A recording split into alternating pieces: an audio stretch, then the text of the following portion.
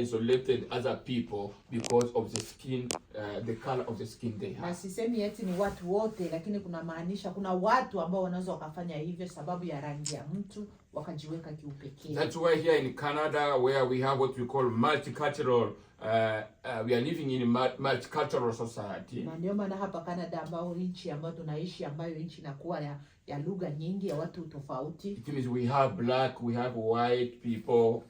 Kunakuwa weupe, kunakuwa weusi. We have, I don't know, yellow people. Ambao kunakuwa watu wazi.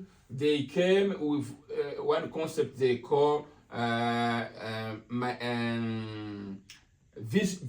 visible minority. Ambayo wanakuja wakijiita kuwa wanakuwa visible minority, you can say watu wachache ambao au watu wachache ambao hawaonekani.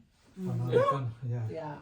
Visible minority, and we Africans, black people, we are in that category of what we call visible minority. Nasi kama vile wa Afrika tunakuwa katika hiyo chama ambacho kinajiita watu wachache ambao wanaonekana. It means black, inamaanisha weusi, Africans, Indians, I don't know, I can give example like Chinese, like Indians, like Africans.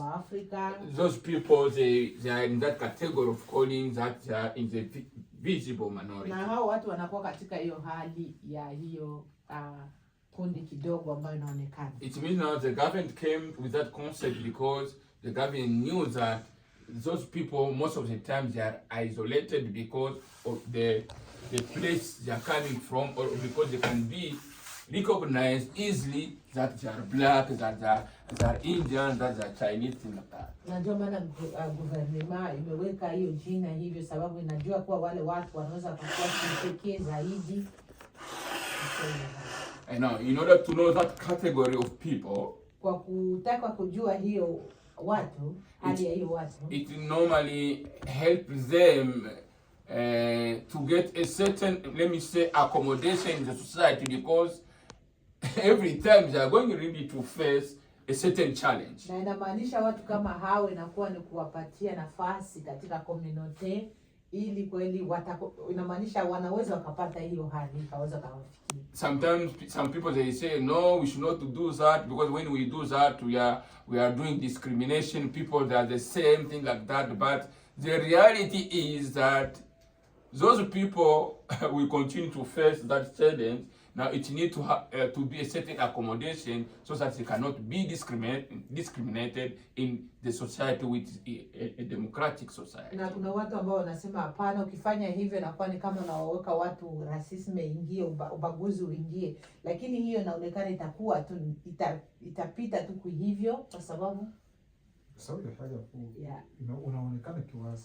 So it means being a visible minority, kuwa katika hali hiyo ya kidogo ambayo inaonekana, it means it's also one factor of really which really can influence your isolation in the society. It's a risk you can have when you are in a country like Canada. Inamaanisha inaweza kuwa ni aina moja ambayo unaweza pata hiyo kujiweka kiupekee wakati unakuwa huko katika nchi hii ya Canada. Something also which can isolate you is that really high degree attachment to your culture or the language of your country of origin. Ingine ambayo inaweza tufanye tukue kabisa isole ama kujiweka kiupekee ni hiyo inaweza kuwa lugha ambayo inakuwa lugha yetu yenye tunazungumza.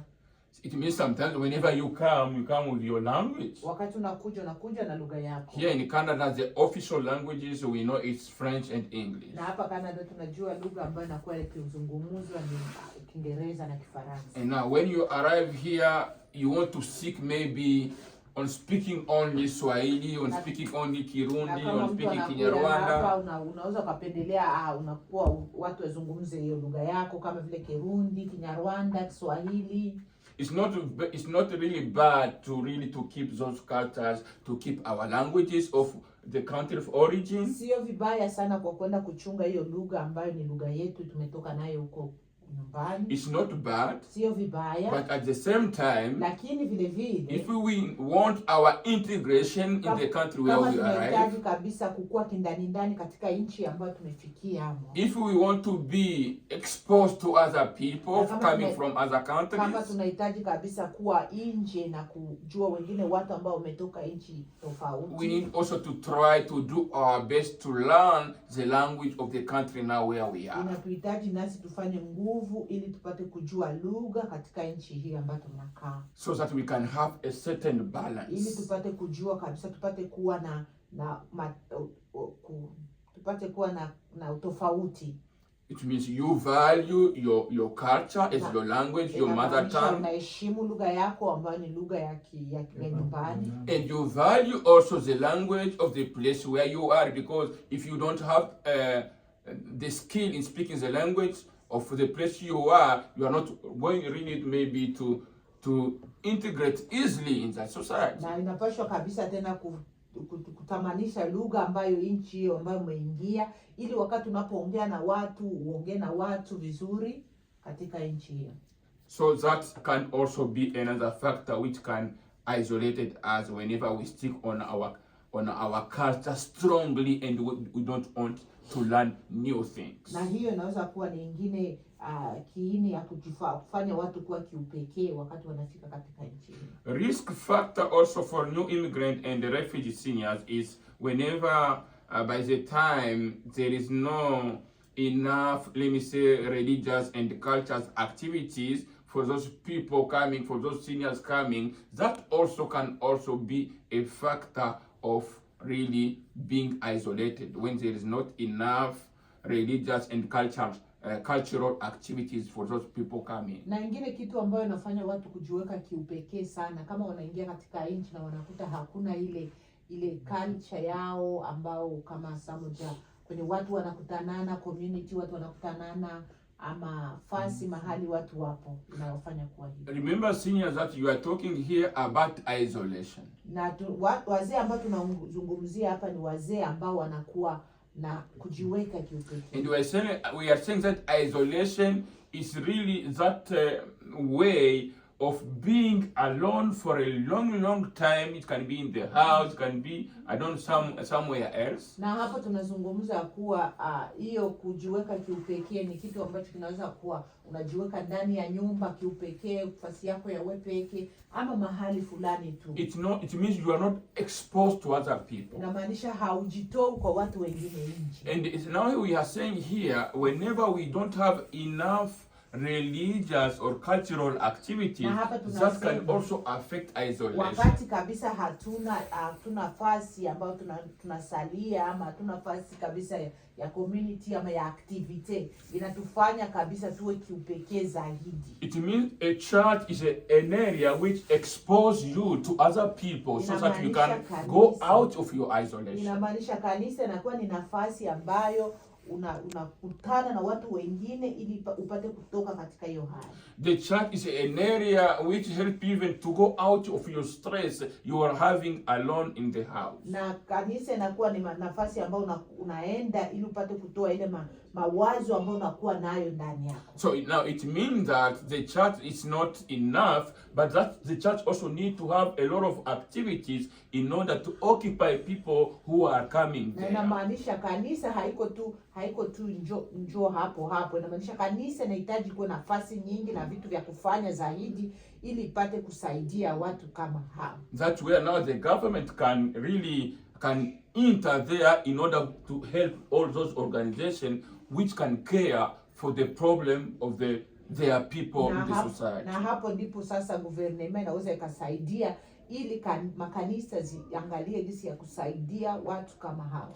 Apart from that, also something which also can be a factor of isolation is racism. Na ingine ambayo inaweza kuwa kiini ya kufanya watu wajiweke kiupekee ni ubaguzi. Racism is something which is very tough sometimes when you face it in a new country. Ubaguzi inakuwa kabisa ni kitu kigumu sana wakati watu wanafika katika nchi. And it's always going to be there. Na hiyo itabaki hapo na itakuwa tu. We are not going to erase it. Hatuwezi tukaivuta. But it's a matter of knowing only how to deal with it. Na ni kujua jinsi ya kufanya kupitia hiyo hali. There is also what we call discrimination, which is also near to that. Tunakuwa hiyo ambayo wanaitwa ubaguzi. There is also lack of knowledge among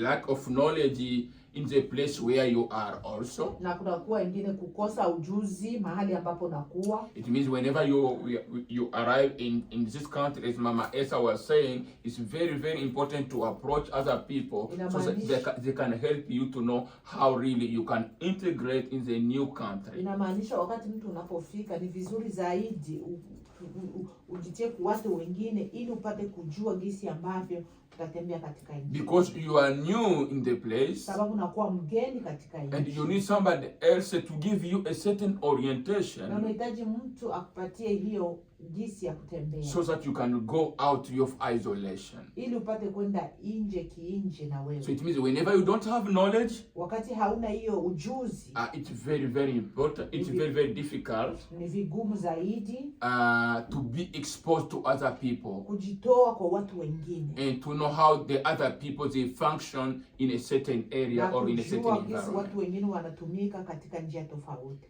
It means lack of knowledge can include maybe you don't know the services you are entitled of in the place you are. Unaweza haujue kitu ama haujui nafasi ambapo ungependelea kujua sababu hauna ujuzi. You don't know some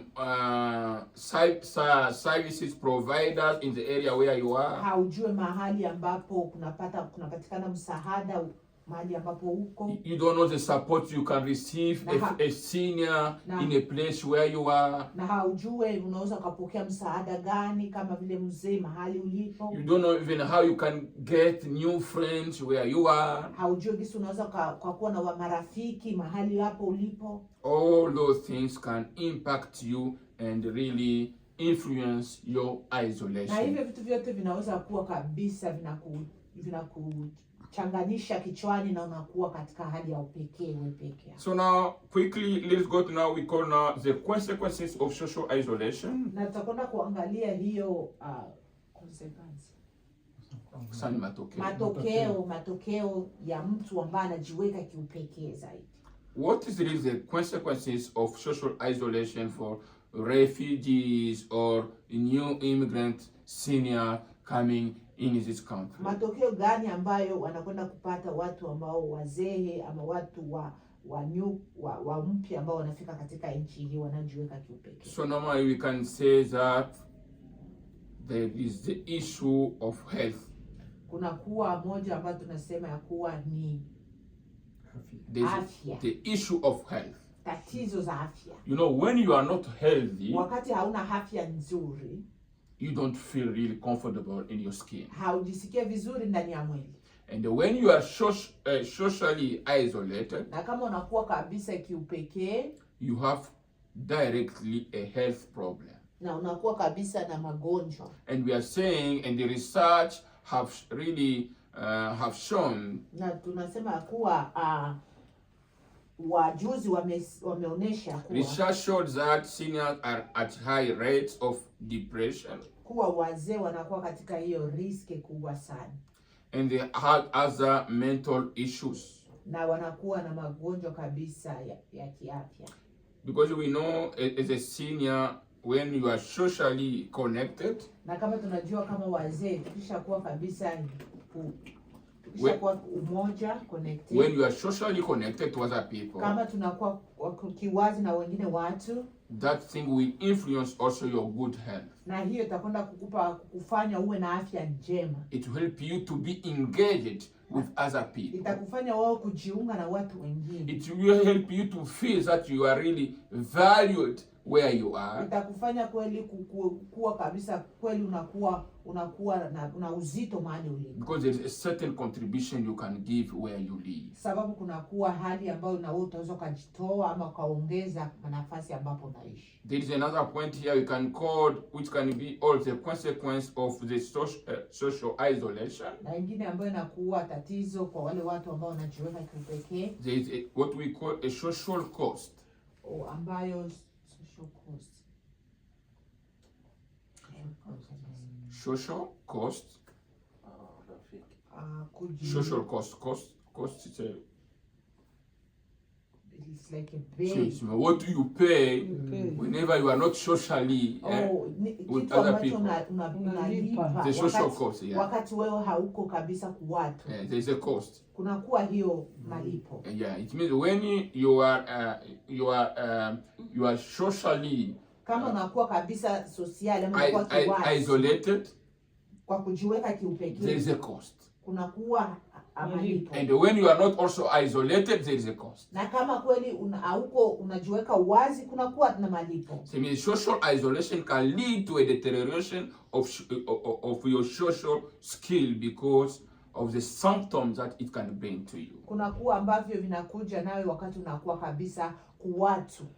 So that we have to understand, because when we are saying here there is a cost, it means it can destroy your social behavior when you are not connected with other people. That's what I'm saying. There is a cost for that when you are not really respecting to accept to be with other people or to increase your socialization. Na wakati tunasema kunakuwa bei ambayo unalipa, na maanisha wakati unajiweka kiupekee wewe peke zaidi, kunakuwa yale mambo ambayo yatakutokea, ndio maana tunasema malipo hayo ndio utakutokea. For example, seniors who are isolated, wazee ambao wanakuwa kiupekee, they contribute less to their community. Wanakuwa hawaongezi kabisa kwa grupu ya watu. Yes, they contribute less to their society. Hawaongezi kabisa, waleti elimu, hawachangii. But when you accept to be engaged, you accept maybe to volunteer somewhere, or you accept to give your knowledge to the community, to the society, really you are bringing something which can help that society. Lakini wakati unakubali kabisa kujitoa kwa watu wengine ama kuwa na watu, kuna kitu ambacho unaongeza elimu, unaongeza kitu kwa watu wengine. Which means here in this there can be a good cost and there can be a bad cost socially. Ndio maana tunasema kunakuwa malipo mazuri wakati mtu anajitoa na malipo mabaya hivyo hivyo. It means it's a loss of a social capital in the community when you are not giving what you are supposed to give as a senior. Na kama vile mzee haujitoi kwa community ama hauko uhuru kwa community, kunakuwa kitu ambacho unapoteza ama haufaidiki. That's why we value you seniors whenever we meet with you like today. Ndio maana sasa tunakutanana kama hivi, tunakutanana na wazee, tunakuwa tunawaheshimu sana. Because we know there are many things you can bring to the community, or you can bring to us, you can bring to this society we are living. Sababu tunajua ya kuwa kuna mambo mengi ambayo mnakuwa na ujuzi mingi, mnajua mambo mengi na mnaweza mkaleta kwa community ama mnaweza mkaleta kwa hii group. And that's why here in our church, ndio maana ndani ya kanisa letu we are trying to emphasize of this program of seniors. Tunakuwa kabisa tunagusia hiyo kipendeleo ya wazee zaidi. Because we value you for what you did for this community or for this society we are living in. Sababu tunawaheshimu sana na tunawapa heshima zenu kwa hii kuhali ambayo tunakuwa katika community. But at the same time we want to discuss with you the problem we can have in our society. Na hiyo tena inatufanya sisi tukae tuzungumze shida ambazo tunaweza tukakuwa nazo katika hali hii community. Because in our society we have so many challenges. Sababu katika community tunakuwa na mambo mengi sana.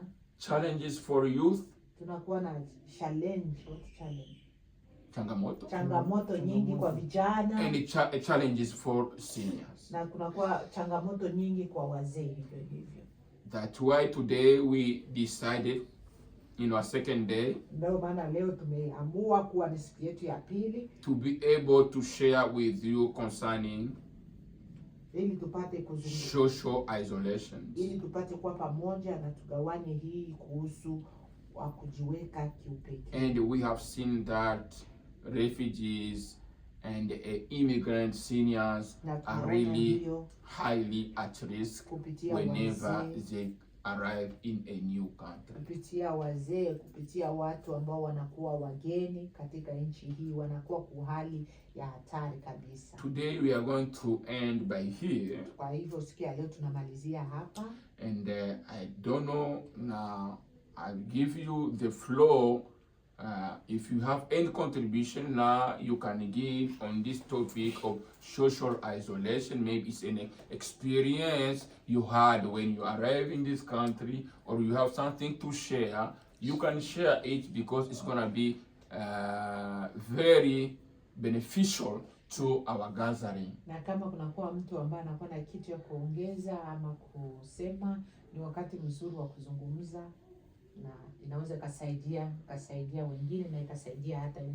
Because we have normally a place for giving the training, sababu tunakuwa ni mahali ambapo tunapana hiyo mafunzo, and at the same time also we discuss, we learn from one another, na tunakwenda kujifunza tena kupitia umoja, especially from seniors. We can learn more from them. Tunajifunza kwa wazee. The work that you're doing, may God bless you a lot.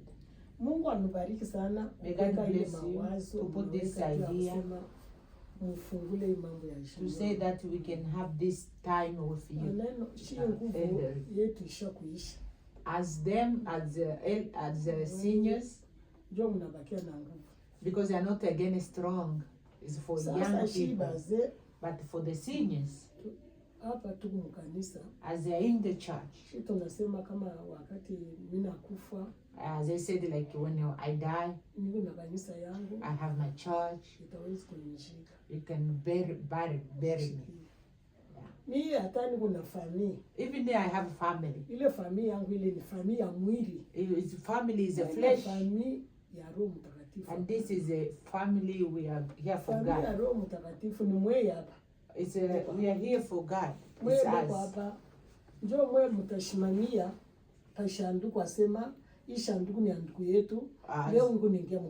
As we're gonna testify when someone pass away. We talk about food. We eat. Sometimes we don't. You don't have where to beg. Because we just can't. Sometimes you think you need the drinks, but you cannot have it. Because everybody's sitting down. When we are strong, we will share. The thing that is gonna help, it's gonna help senior.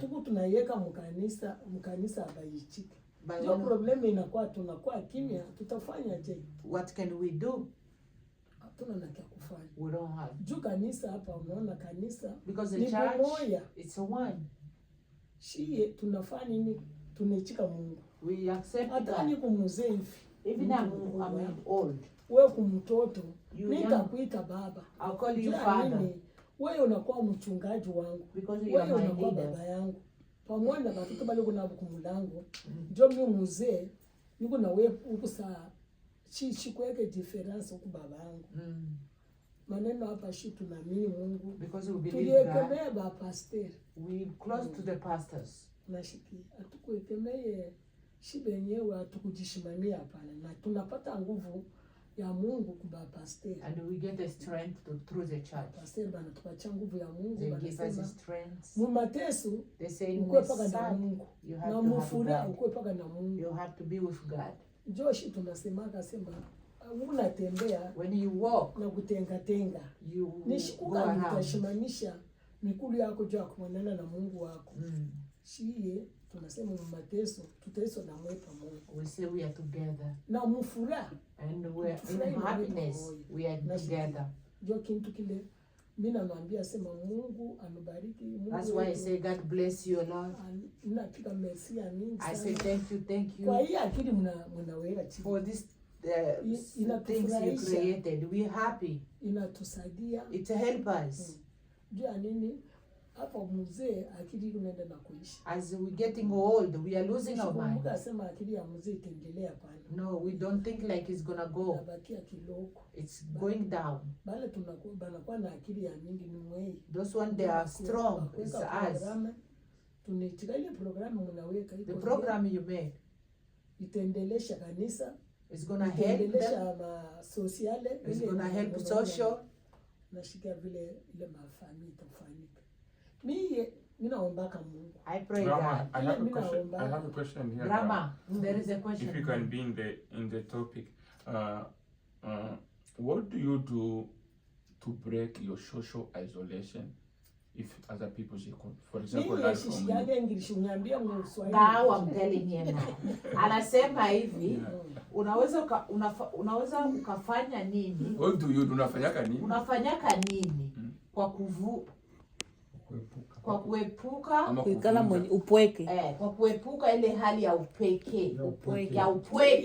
Nini ambayo unafanya? Mimi usamie, nini kama wakati kama mnabakia kwa mimi mwa vile if I'm home myself, mimi nafungulaka miimbo yangu ya Mungu. I sing the songs. I sing. Ninasumbulia na Mungu wangu paka mule mimbo ile. Sometimes I talk to my God. Shitaona sima bushiku buningi. I will be happy and I don't see if night is there. Niko mbushiku. Mina lamuka hivi minashitoka kubushingishi, mina pika makochi, mina omba Mungu. Even in night when I feel I can't sleep, I bow down. I pray. Kusoma vitabu vya Mungu bile. I can read even the book. And time to play. Juu shitawezi kuwa na mawazo mingi hapana. Mimi nawazaka Mungu anasema kama wewe kuwe moyo mimi nitakuwa wa pili. Mimi kama moyo Mungu bawili mimi nitakuwa mkachi yenu. Ile saa mimi mimi moyo. Nasema Mungu wangu ni wa pili. Before nifanye nini? Nifungule vitabu nyanze kusoma nyanze kuya mambo mengine. Amen. Ndio problem ile mimi nafanya kama hiyo. Amen. And that is good. So anyway, it means after listening from songs, the no time you feel like you have listened for the song for a long time, there's another activity you can do. What do you do? Ukishamaliza kuimba, anasema ukishamaliza kuimba ama kusoma ama kuomba, nini ambao unaweza fanya ambao unasema nimeshafanya hivi yangu nashiki. Juu ya mwili yangu mimi nafanyaka wakati mwingine, mimi mwenyewe mimi nafanya ya kufanya nini? Ya kunywa juu shendaji tena kuuza maishi kumakaze kule ya kufanya sema ni kunywa hapana. Mimi nafanyaka mimi mwenyewe naenda kauza njinja, mimi nauza orange, mimi nauza apple. Mimi nakuwa kufanya drink yangu mimi mwenyewe natoka kwa mashini, mimi naeka madupa, mimi naeka mfriko. Ile iko na nisaidia ile saa mimi nashika roho ya kunywa, mimi nakunywa ile chakula. Ile saa ya chakula mimi nakulaka ni bukari. Mchele mimi nakulaka hiyo. Si zaidi. Pale njaanza kufunda, njaanza kula mchele zaidi mimi. Sasa vile mimi ingia kukala kunyumba bawili, kama mimi nipika mchele mimi nakula mimi moyo bwana wangu ashipende zaidi ashifurahie. Mimi nakula kama mimi moyo. Yeye na yeye mimi nampika bukari. Wakati nyingi shibote tumingia kubukari kule. Na kuko wakati niko na nguvu na wakati sina na nguvu mimi nisha kufanya ile ile vya kunywa vyangu vile drink yangu mimi naweka njinja mingi, mimi naweka mimi naweka orange, mimi naweka vyote vile vya damu mimi nawasha kufanya, mimi naweka jua vitamini hapa mwili. Jua kitu mimi nafanyaga jua kujisaidia mimi mwenyewe. Hospitali mimi naendaka. Sasa utenda unaonesha maladi banapima, uende ukafanye. Mimi nilienda sema bakanipima. Sasa vile nashika mangu mjimu na ninaenda kuangalia mbele kanser.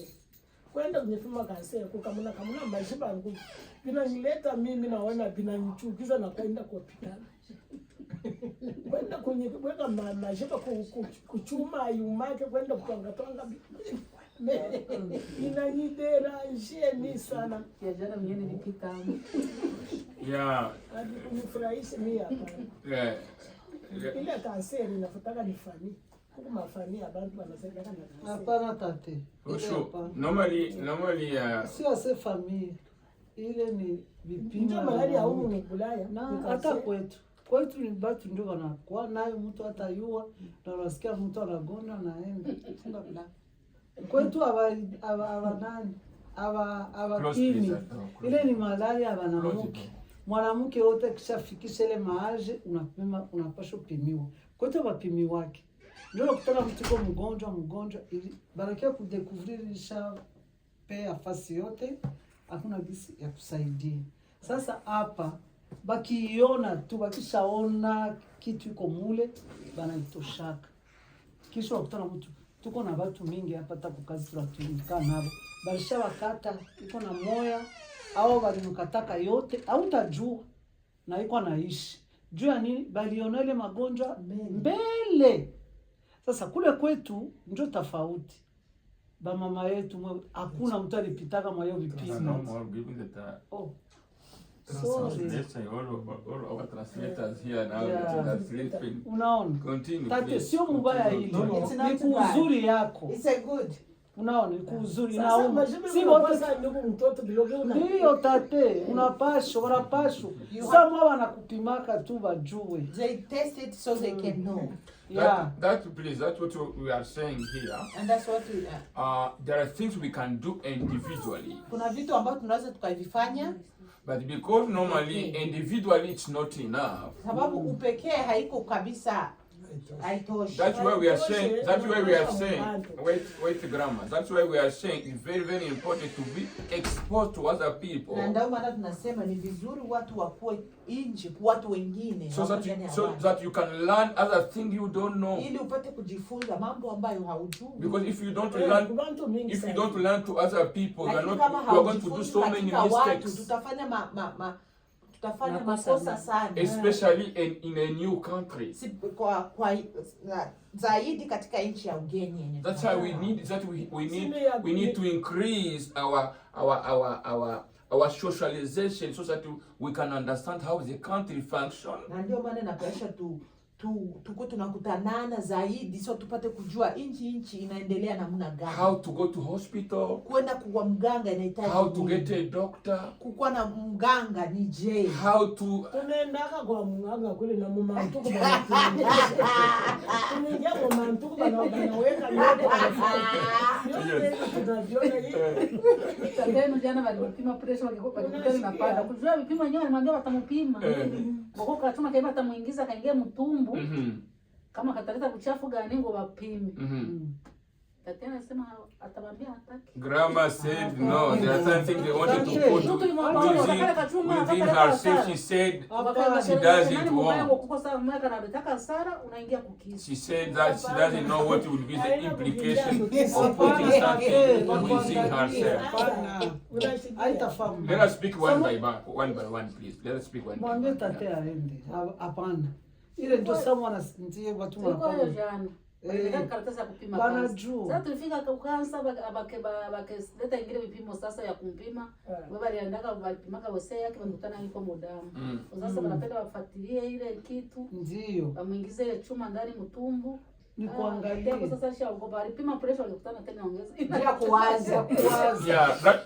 That's what we are saying here. That's what we are saying. Ile haina nguvu hapana. Ile mama haina nguvu. Ile maneno mimi nilipitai kwa Edmonton. Grandma is saying that it's not difficult what they are suggesting. Hata alishaifanya. Mimi recreation hiki cha maisha. Nataka naongea. Tangia mubusika yake anazalaka yepe kanakata mtoto kitofu anachuma mtoto yake anazaleka kwa hospitali sasa mmoja anaanza kwa hospitali huko ni nchi alimpiga turu hizo pressure pale. That's what we are saying. That is culture, the culture we have come with. Hiyo ndio utamaduni wa nchi ambayo tulikuwa ndani. And when we arrive in another country, we need to learn other things. Tunahitaji kujifunza vitu vingine and to know how that country functions. Kujua kama ni mwana ndio kupeleka hospitali. Hata mshimamisha ushimama uone vitu kuna kutumika. Kama ni bwana yako batamwanga, kama ni wewe mwenyewe unaenda na rafiki yako mpaka aone vile mambo ya Mungu yanakitisha. Bwana juzi walinifikisha Tunasema nikishila mkimashini. Bwana walifukuza musika yangu, walifikisha musika yangu ngatoke nje. Tena niingia na nguo hivi kizi kwa kwanza tukua walikinjo wa walimwambia atoke nje. Unaona tatema Kama acha kukulia ile ni matuzo tate, hapana kuogopa. Wanataka kukuangalia. Don't fear, they want to help you, grandma. Okay. Ninazala watoto 12. Grandma, she said that she had already 12 children. Wakati yenu hapa mnapashwa. Hii nchi nyingine tate natumika vingine. And there are some things that she cannot accept. There's something I want to say here. Kuna kitu alitaka kusema. If you allow me. Yeah, pastor, unaweza kusema, you can go. Ndiye peke. Ngamaliza kuzala, ngakata Translate. nani wewe ngakamata na swali, ngakata kitofu. Yeah, you know, one thing I want to say here. Rafiki yangu uende kwa mganga. One thing I want to say here. Kitu ambacho naweza kusema. You know, as we are talking about the social, we are talking about the culture, Wakati tunazungumzia about utamaduni. and also there's two things we need to understand, Kuna vitu ambavyo tunahitaji kuelewa. especially for us from Africa. Zaidi ya sio ambao tunatoka Afrika. Most of us from Africa, there's a lot of things we don't know. Kuna vitu ambavyo vingi hatujui. For us, if you eat and you sleep, you wake up, you feel you are okay. Wakati unakula na unalala unaamuka unajua uko mzima tu uko vizuri. And tomorrow you go to farm, you bring what you need to feed your kids. For you it's okay. Kesho unaenda katika mashamba unaleta vya kupatia watoto, basi siku inapita. But we forget that sometimes we are walking and we have sickness in us. Kuna wakati tunasahau ya kuwa tunaweza kuwa tunatumika hivi lakini tunakuwa na magonjwa ndani ya mwili. For that reason, when we are getting some age, Na kwa hiyo wakati tunakuwa wakubwa sasa tunakomaa, you need to know that even some resistance for the body, it is getting old. tunapaswa kujua ya kuwa na mwili yenyewe, viungo vya mwili vinachoka. For that reason here, we need to go time to time, especially like us. When you reach 50 years, they give you test they told you, your doctor said you what to do for cancer exam. Na ndio maana unakuta katika nchi hii ukishafikisha miaka 15 na kupandisha unakuwa unaenda katika vipimo vya kuangalia mwili mzima kama unaweza kuwa na magonjwa ndani ya mwili. Cancer. Kwa na magonjwa kama vile kansa. But back home they don't do that. Lakini nyumbani hatufanyage hivyo. That's how we need to understand. Na hiyo ndio tunataka tuelewe hapa katika nchi hii. One second, Grandma. They put very, very important to the health. Wanatia kabisa, wanasisitiza sana katika hali ya afya katika nchi hii. They need to make sure if you are okay. Wanahakikisha kujua kama kweli uko vizuri. Because back home they don't care. Nyumbani hawajali. Nyumbani tuwasa bamuloga, bamuloga. There are also less services. Yeah. Kunyumba inakuwa tu mtu aligonjwa alikufa, walimuloga, bulozi, sumu. Tapokuwa mtu sama alikuwa na magonjwa. That's why here that follow up it is very important. Na ndio maana inakuwa vizuri sana kufuatilia mambo mganga anasema. Even what they are doing for what they do to Grandma, even what they do for me, they put something inside. Hata hiyo kipimo nyo wanasema kwa tatu walimifanya vile vile kwa mchungaji. When I reach 50 years, wakati unafikisha miaka 15, is it what we call endoscopy? Yes. They put something. Kuna kitu ambacho wanakutia ndani waangalie. Si tu vitu ya mtumbo. Especially if they see like some blood, ndio maana. They want to make sure if that one cannot bring the problem. Wanapesha kabisa uhakikishe kuangalia ndani ya tumbo kama hamna shida yoyote. Because tumbo kuna mifupa. And in time, I have been with one guy here because of what we are talking, because we didn't have that knowledge. Sababu kulikuwa mtu hapa sababu hakukuwa na hiyo mafunzo. When he's feeling good, he's feeling bad in the stomach. Na wakati alijisikia vibaya ndani ya tumbo, Go bring for me Advil. anakwambia nipatie Advil nikunywe. Do this and this. Nipatie vidonge fulani nikunywe. Changa hii na instead to go to see the doctor. Na akashindwa kwenda hata kuona mganga. On the end he went, it was too late. All the stomach, everything, it was already. Na alipoenda kumwisho hakuta vya mtumbo vyote vimeshaoza. And he passed away. Na alikufa. Yeah, that's what we are saying. We are talking really normally. The topic of today, we are talking about the social isolation. Na hiyo ambayo tumesema leo, hali ya kujiweka kiupekee. So in summary, let us say that it's very, very important to be exposed to other people, don't remain every time alone. Kwa kumalizia, tunaweza sema ya kuwa ni vizuri zaidi kujitoa ama kuwa na watu wengine. Because we are living with other people. Sababu tunaishi katika dunia ambayo kwa human being, it's another to live is to live with another human being. Kuishi ni kuishi na watu wengine. You cannot live if you are not living with another human being. Hawezi ishi kama huishi na watu wengine. You cannot live if you are not interacting with another person. Hawezi ishi kama hauko miongoni mwa watu. That is the whole story of life. Hiyo ndio maisha. No matter what age you have. Haijalishi miaka ambayo unakuwa nayo. To feel really that you are living. Kujisikia kweli kama unaishi. You need to interact with another person. Inapaswa ujitoe na watu wengine. That's why we say that it's very, very important whenever God has given us this place where we come and worship. Na ndio maana tunasema ni vizuri zaidi wakati Mungu anatupea nafasi hapa ya mahali ya kuja kuabudia. Because we leave our homes. Sababu tunaacha nyumba zetu. And we come to experience another life at the church. Na tunakuja hapa kukuwa na hali nyingine katika kanisa. So we want our children to do so. Tunahitaji watoto wetu wafanye hivyo. They grow in that culture. Wakomae katika hii culture. They are adult, they grow in that culture. Wakomae they are senior, they grow in that na wazeeke katika hiyo. And this interaction is not only at the church. Haiko tu katika kanisa, it can be at school. Inaweza kuwa it can be at work. Inaweza kuwa kazini. It can be in the park. Inaweza kuwa hata huko kwa go out, be exposed to other people. Twende nje tuone watu wengine. Learn new experiences. Kujifunza vitu vingine. Understand how the country functions. Uelewe nchi hii inatumika namna gani. That's the way you can really raise. Hiyo ndio jinsi tunaweza tukakomaa. You can really raise your confidence.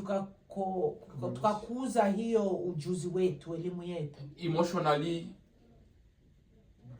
Kimafikiri. Physically. Kimwili hivyo hivyo. And so on. Na kuendelea zaidi. So this is what I wanted that we can discuss today. Na hiyo ndio ambayo tumezungumzia leo. And I believe that next time we're going to have another training or workshop. Na naamini ingine wakati tutakuwa na ingine tena. Continue discussing about some challenges. Kuendelea kuzungumzia mahali ambao wazee wanapitia katika nchi. They face in the country. Ambayo wanapitia katika nchi. But as human being we need to get solution for those challenges. Lakini kama vile wanadamu ifo tutafute jibu kwa hiyo ambayo tunapitia. We need to get strategies, we need to get solutions. Kuangalia njia gani na solution ambayo tutachukua. Because all of us we are human beings. Sababu sote tu and we need to value one another. Na tunahitaji kabisa kuheshimu. The benefit of this country we are living in. Umuhimu ama faida ya nchi hii ambayo tunaishi. It has so many resources. Inakuwa na